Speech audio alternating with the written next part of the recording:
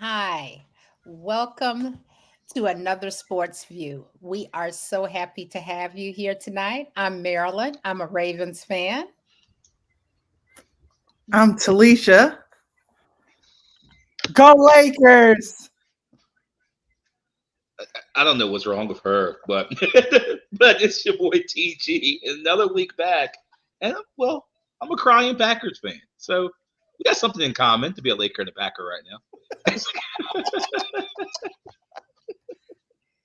So let's go to the NBA.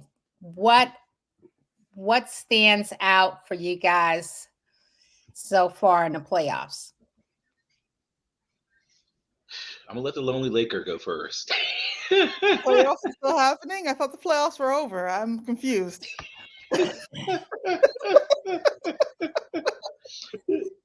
No, Yeah. no. Look, what do you take from that game? Being a Laker fan, seeing that collapse happen. I mean, I'm gonna give you my spiel about what I think the playoffs, but I just want to hear from a Lakers fan. I didn't even know you guys were like coming out. I thought you like lost signal, like went into an Aaron Rodgers mode and went into like a little cult somewhere. But but y'all are still alive. You're still alive. It's not over. It's not over. Yeah. Yeah.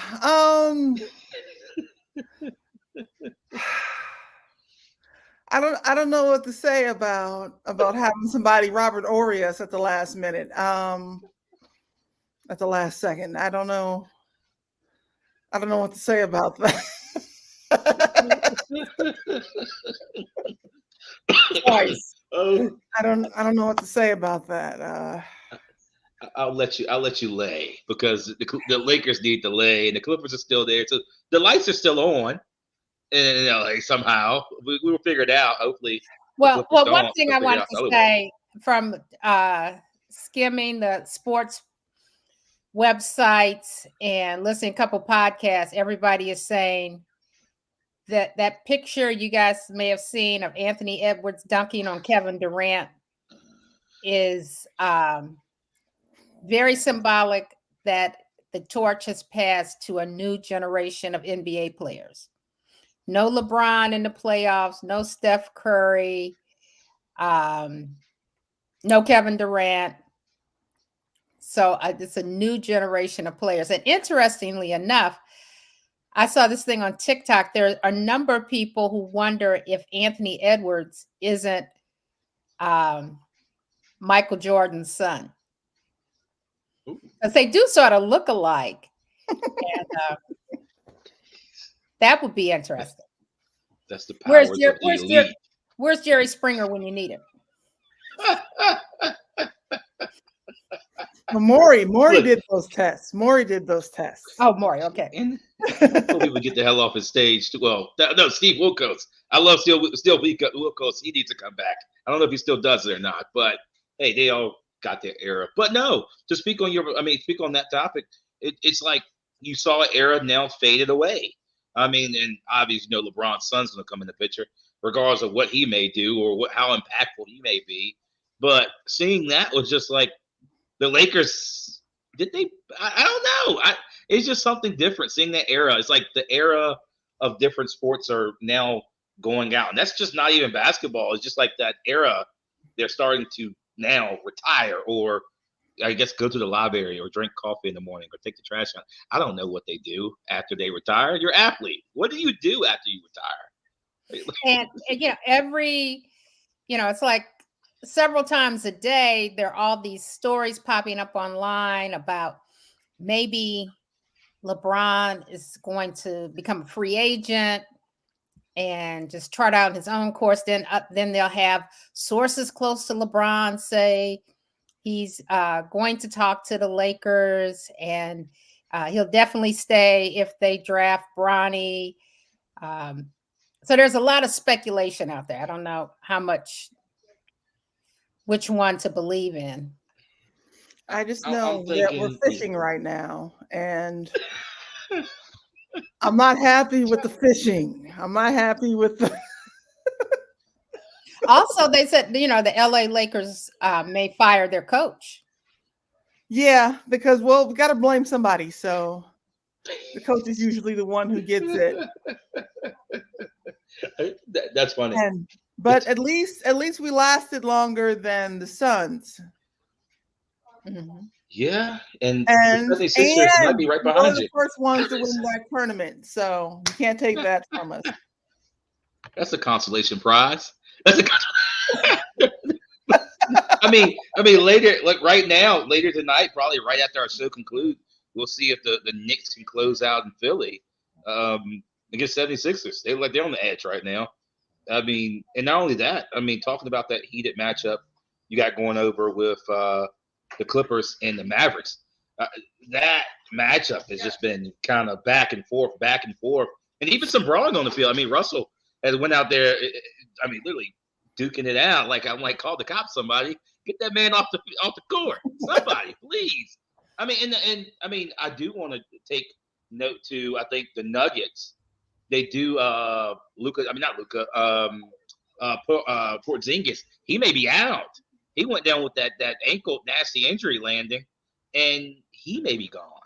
So yeah, they move forward, but next man up, next team. What do you see happening? That's scary for them.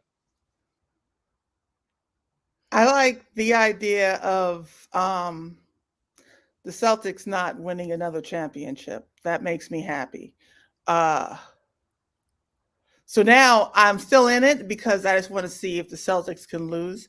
Now against Miami, okay, maybe Miami can't do it again this year. They got injuries, but as long as someone else takes out the Celtics, I'll be happy as a Laker fan if the Celtics can't make it out of the East. Or if they do, if the Nuggets take them out. I don't look, as long as the Celtics don't win another championship, okay? All right. Now, moving from the NBA, there was a lot of excitement with the NFL draft. I think it was like more than 250,000 people. Is that right? Who were in Detroit for that? It was a lot of people there. And it's like incredible excitement for the draft. But yet, Caleb Williams went first, going to the Bears. But there are folks who say, calm down, don't get so excited, because out of those top 3 quarterbacks picked, one of them is going to bomb in the league. What do you guys think? Too much excitement around the draft? Knowing the Bears' luck, chances are, hey, they traded away a good thing, and then there we go. Look, I always have to troll the Bears. So I guess I've been doing it since the draft. Like I was on the 323 Reed Murphy earlier this week watching the draft. We drafted the first 15, and I was booing the hell out of the Bears the whole entire time. Like I just booing on the whole. Like I don't think. I mean, between them and the Commanders, I don't know. It's scary for them because both, not Caleb, but Jaden Daniels, he has to beef up, or he's going to be hurting out there. RG3 effect, like all over again. It's a different era. But 3 quarterbacks, it's not going to go good. It's not. Somebody's got to be the dominant in the rough, which might be Caleb. But they're not going to be better than the Packers, so I don't care.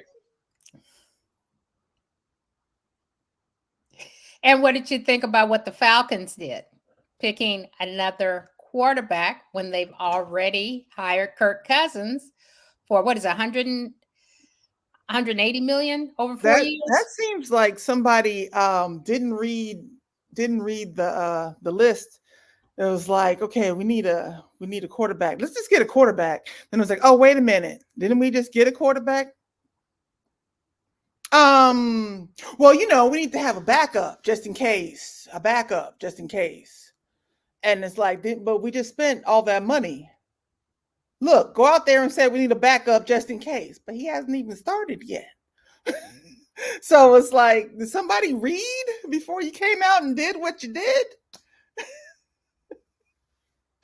Look, I got to go with you on that. I mean, looking at Kirk Cousins' statistics coming off of an injury that may not even be really even good for the team after all anyway. But look at this. Kirk Cousins' deal includes not only a $50 million sign-on bonus, but $90 million guaranteed over the next 2 seasons. So at least 45 of that, he could walk out there and pull an Aaron Rodgers and just say, "Oh, my leg," and go down. And for the whole season, he's going to sit and get his check. I mean, I talked to other sources, and not only that, my pops, and I said, "Hey, this was his retirement check." I mean, he wanted to go back and just sit in Atlanta. It's all good. But whoever was the dummy, and I'm going to call it what it is, dummy, sitting in that war room going, "We should go get another quarterback." And you go draft. That was the biggest bust in the draft. Like Joe Alt to the Chargers, I was thinking that was crazy. And not that I'm against a big man, but getting a QB after you paid this man, what did you go pay him that money for? If you were going to do something, I would have been all for if they would have gave Kirk Cousins a 1-year contract for about $50 million. And then they would have signed this young man. And I'd be like, oh, just a system quarterback to go in. But this dude might not even play a game. Who knows? I mean, I wish Kirk Cousins nothing but success. I'm not going to say that.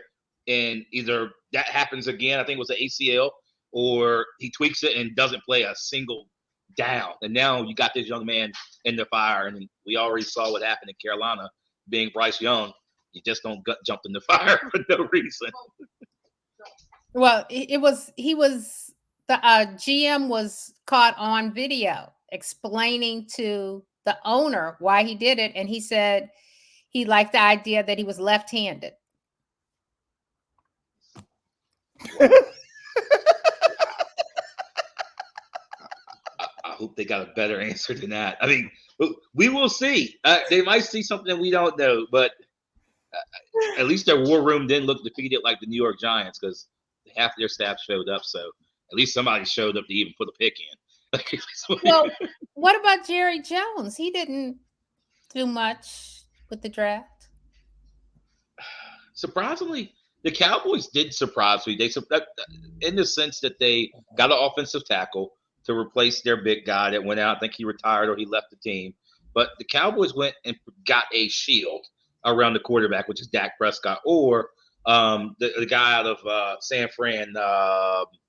Oh my goodness, I'm getting the young man's name. I'm throwing a mind blank that they just drafted behind. I mean, got behind Dak. I think it was just Cowboys being the Cowboys. And didn't I tell you, they're just the Dallas Cowboys? I don't even know where my mug is at. People could be looking for that mug because the mug says Dallas sucks on it, because Dallas just went and gave away the old cheese, let it rot away, and then they went back and picked Ezekiel Elliott. Why the hell you didn't go out there and pick up a damn running back in the draft? But you went out there and got some recycled garbage. The dude probably put on 50 pounds. He's like, oh, Bill Belichick's not there no more, guys. Let's go get him. No, go into the first round where you were and get you a running back. But you went and got a hunk of metal in the offensive tackle. I digress. Cowboy fans make me sick already. Well, I'm sure all those loyal fans are really puzzled by this latest development. But I mean, I don't understand. It's like every year it's a failure, and then Jerry Jones is saying how he's going to turn things around, but it doesn't happen. Well, we'll wait for the season, and then they'll do well, and then we'll get to the playoffs, and then oops. His era's up. Can we talk about, should there be I know he owns the team, but at some point in your life, it should be like a clause where you can't own the team anymore. Like this dictatorship that they have in the NFL, they go, we're just own the team till I die. But Jerry, go home. Do you have well, you might not love your family, because when people get rich, they don't love family. They just stay on their own little island. Do you have a wife? Well, he might not like her either. He got a bunch of cheerleaders. Will he get allegations? Something? Can something stop him? I mean, this dude is too old. Like, your sense of putting together an organization is done. It's over. The dude's like 90 years old, is he? Like, I mean, you go down the field, they'll put you on the stadium underneath the star.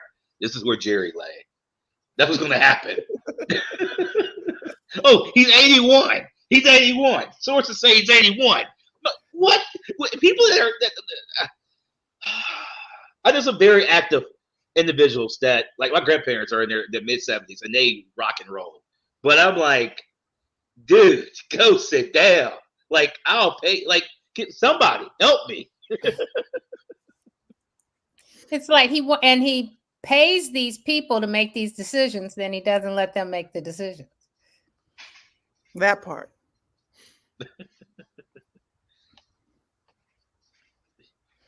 Yeah. I think he stuns his own growth. I think he's one of those guys like you hate those organizations or companies you ever been a part of. We probably all in our lifetime here has probably been a part of one of those things where you see it going very well. It can really grow, but you got that leader or leadership that just stuns the growth of the organization, and that's him. And it's going to continue until the day he unfortunately dies, and then his son's going to take over.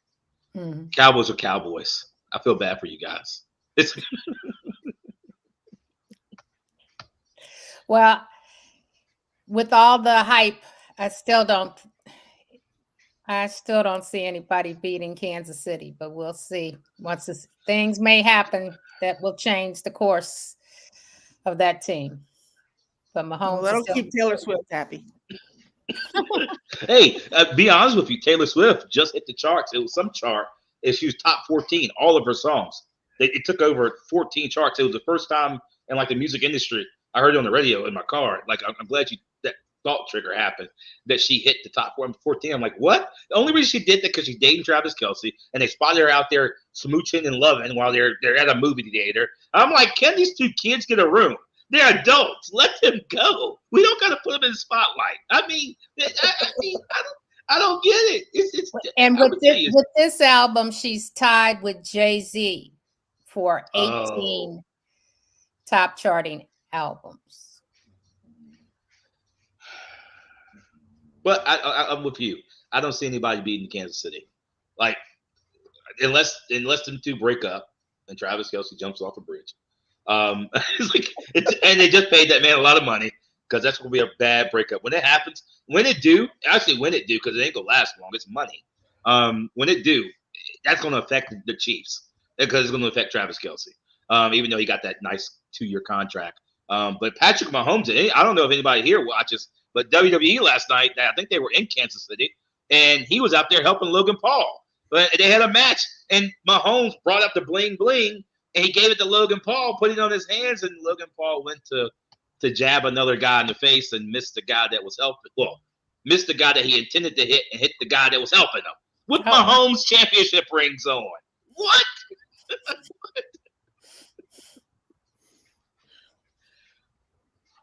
I digress.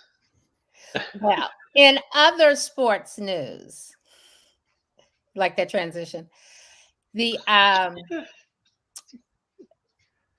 a young African-American woman who is the first Black player on Columbia University's softball team. And she's from Los Angeles, went all the way across the country to Columbia University in New York City. She's a sociology major. Her name is Olivia Madkins. And she says she was shocked to find out she would be the first Black player on the softball team. But now she's happy that she can pave the way for other Black youngsters. And in fact, the incoming freshman class is going to add 2 Black players to that softball team. I like that she paved the way. But it's not going to sound crazy when I say this. But you added 2 more players because they wanted to be popular. Not the players, but the school was like, oh, let's add 2 more. We got the hype. Why use the train? Like, if the train is hot, and I take this because sports is doing this all over. It's just like Serena right now. And I ain't got nothing against Serena Williams, but she's jumping on the gravy train of the WNBA. And I'm like, oh, I love you dearly, but sit down. You're trying to just like jump on the train while it's hot. And then I hate that with universities. Like, if you're going to do it. Do it for the reason that the athlete's good. I'm not saying none of the young ladies are not good. I don't know that. They could outshine me any day. I guarantee they run laps and laps and laps. But the schools are using that for financial gain. And that's disrespectful. But, we paving the way. I do appreciate that. For anyone that watches the show, I'm not like sexist or I'm not like against it, like it's racist or whatever you want to probably throw up against it. It's just the fact that the school was trying to bloom really quickly. Oh, we'll get money out of this, guys. Let's add 2 more of them. Let's make them real. We're going to get rich off of this. It's a get rich scheme. That's what it is. Well, speaking of getting rich, did you see the video that was making the rounds on the web today of the parking lot for the University of Florida football players? And they said there wasn't I don't know cars that well, but they said there wasn't a car on the lot that was worth less than $60,000. Oh, So my Hyundai wouldn't make it then, huh? That's that NIL my money. Jeep wouldn't either. My Jeep wouldn't either. Wait, I gotta look that up. Next show I'll bring it up. But how many black players are on that team? Look at where the nice cars are. Where the young man at there? There might be one or two. Now we had talked about that. See, we're hoping that there won't be too many because, with Florida passing that law to get rid of the DEI people, diversity and inclusion. And so a lot of civil rights leaders have called on at least new recruits not to go there, not to go to Florida state schools. Forgot all about that. Me, honestly, did forget all about that. That is a nice move. It might not be none. Might push them out anyway with the car. Now, what do you think about this gambling scandal in the NBA? Now, are you talking about the young man? I forgot. Was it Knicks? I'm not for sure. The one young man that got banned for life because he had got caught betting on himself in a game. Okay, that's what I saw. Jonte Porter. That dude, he deserves it. He deserves it. He deserves that and a fine. He deserves for all the winning that he just get stripped away. Get it. I get it. I actually was in the minor leagues and you have to sign a contract because you can't bet on MLB or you can't be like, hey, y'all got the Yankees playing this weekend? And I'm not even connected. But this dude, and he's a brother. I'm mad at this because he's a brother. This is something that, I ain't gonna say that on the show. We got common sense, but I guess he don't. Common sense is go bet on somebody else. If you're gonna go out in the world and bet, they always tell you if you're gonna do something, don't bet, hit it big. Hit it in separate pools, but it won't find you. But this dummy, I'm gonna call it what he is, dummy, goes up there and puts $80K. He's like, oh, here go my $80,000. I'm gonna score 29 instead of 31 tonight. Do you think Vegas not gonna flag that? Oh, I'm gonna miss this layup tonight and I'm gonna win big. And he's trying to go take $80K and make $110,000, $101,000 out of it. I'm like, what? Did you not think they were just dummy? They're sitting there going, yeah, miss the basket. You're fine. And for your life, it's going to be done because he's banned for life now. What is he going to go do? I hope he got a degree. He went to Europe. I think they said instead of making, he went from making $8 million to $10,000 in Europe. Would you think that he's thinking that now? He wasn't really going with the odds on getting caught. He should have went with those odds. But some observers think there's another shoe to drop in this case because they don't think he had that much money to play with. That there's some other players may be affected by this. Some other players shouldn't be gambling either because that's how you get caught. What was that big scandal? It happened about I would say about 10 years ago. I'm only 25, 26. It was super young, but it was it was during the Big Three in Miami when the officials were kind of altering calls, making those calls to the finals. I mean, the Heat didn't get ticketed for it, but those officials were making blatant calls and they were betting. I'm like, just make common sense things, guys. Bet small and just win over time. Don't try to hit the jackpot. I get it. I get you want to hit it big, but I'm not it's like if you want to rob the bank, make sure don't walk through the front door of the bank and say stick it up. Go to the back under the floor or something. Do something different. I'm my blood. But shouldn't the NBA have expected this when they have all these partnerships with gambling interests? I mean, once you let one foot in the door, anything can happen. The rules. I think it's rules. Yeah. That's all I can say too. The rules are the rules, and if Porter needed that much more money, Just go practice a little bit more and get that much better. I mean, there's athletes out here making. Look at LeBron. Not saying that he's nowhere near LeBron. No, do not count me on that one. But you can make some money, especially the money that he was going after $100,000. Not like in their terms. In our terms, it's like, whoa, you got to get a big wing job to make that. But in their terms, it's like go out there and score some buckets. Your incentives will kick in. And guess what? If you want to bet on something, give the money to like your cousin down the street on the right side with the White House and the picket fence and tell him to bet. Like, I mean, it's one of the things, like I said, make those deals. Not NIL. Make those deals with those agreements. I mean, all these companies out here, look up some startups. I guarantee they would love for you to be the face. But if you're out there making dumb decisions like this, they probably go kick rocks.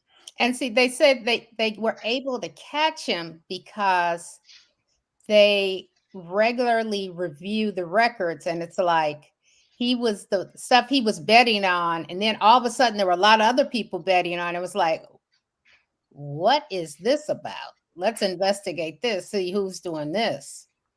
Man, I mean, he doesn't think that they would monitor that type of thing. I mean, he must be just glad that he didn't get any jail time out of it. I mean, that's what the league could have. What the league probably pulled him in a room and said, "Hey, we're going to do this," and you leave and you go be in another league, or kind of like a force out, or like a force retire, or whatever you want to call it, where they just, even though it's illegal, but we know organizations do it all the time, where they kind of like, "Hey, get out of here," or we're going to hit you with the whole bank.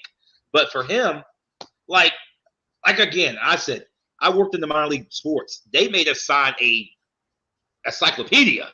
That thing was big.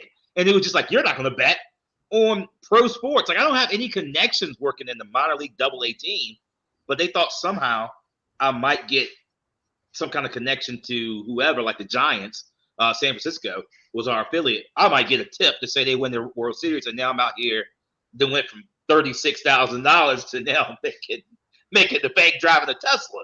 Like, and they were strict on it. They were strict on it too, because the league came down on us and was like, you're not going to do this. Now, granted, people still probably bet $5, $10, but they're like, if you hit big, there's a chance that those reports will come out and find you. And I was like, Christ, guys, I couldn't even talk in my friend chats about baseball. I was mad. Now, I have one more thing tonight. We like to give shout outs to our HBCUs.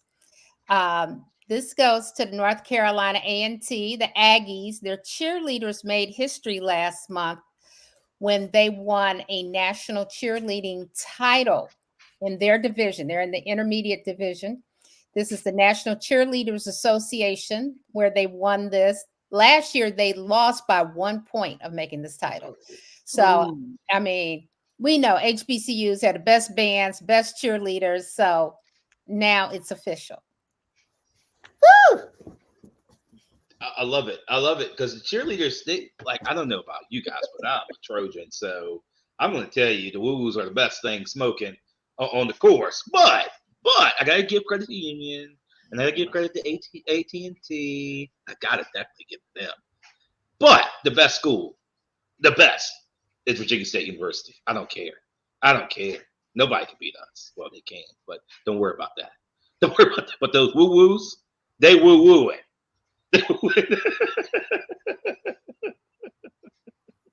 I could not believe this is the first HBCU to win this title. I mean, our cheerleaders are on fire.